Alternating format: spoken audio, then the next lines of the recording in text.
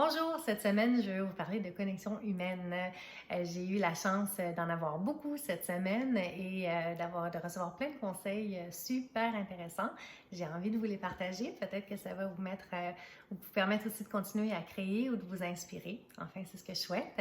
Alors, mardi, j'ai croisé Chloé Beaulac à l'atelier de céramique et puis on a parlé ensemble du fait que le corps a ses propres rythmes puis que c'est important de les suivre. Donc, si on est fatigué, ça ne sert à rien de forcer la création ou d'avoir des exigences de productivité sur la création qui émerge davantage dans un contexte serein, dans un contexte, enfin pour moi, c'est comme ça que ça se passe.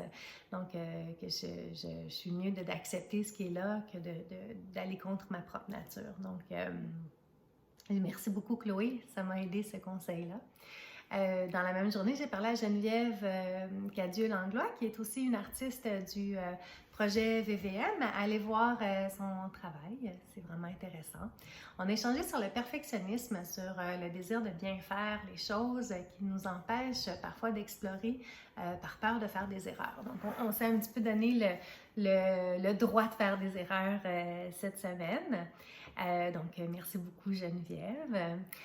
Mercredi matin, j'avais ma rencontre avec François Lavallée. Ma deuxième rencontre, ça a été vraiment porteur et super instructif. Je vous parle de ça dans une autre capsule. Donc, allez écouter ça. Je vais dire vraiment merci beaucoup François Lavallée pour tous tes conseils. Ça m'a vraiment aidé. Jeudi matin, j'ai eu la chance d'avoir un café express avec Benoît Archambault. Puis, avec lui, on a parlé du processus de création du moment où l'idée, le flash de l'idée émerge, puis ensuite du déploiement, de la mise en action, comment ça va prendre un certain temps, puis que l'idée se dévoile au fur et à mesure qu'on se présente devant la page blanche. Ben, ça m'a vraiment parlé parce que je suis vraiment dans ce processus-là. Donc, ça fait longtemps que j'ai eu le flash, mais le temps de déployer l'idée se fait par petits morceaux. Donc, merci beaucoup, Benoît, pour ton conseil. Et puis, vendredi, j'ai reparlé, parce que je lui avais parlé aussi lundi, Marie-Ève Tessier-Collin, qu'on appelle aussi Orbi. On a une pratique de dessin au quotidien, puis on s'échange, on se motive régulièrement pour s'encourager. Ce qui arrive, c'est un genre de cercle vertueux. Quand une est un petit peu moins motivée, l'autre l'est plus. Puis donc, la motivation de l'une l'autre, ça fait qu'on s'encourage beaucoup puis que ça garde la pratique vivante. Donc, merci beaucoup Marie-Ève. Bref, avec tous ces conseils-là, j'ai le grand plaisir de vous annoncer que j'ai fait un premier jet du début de mon texte.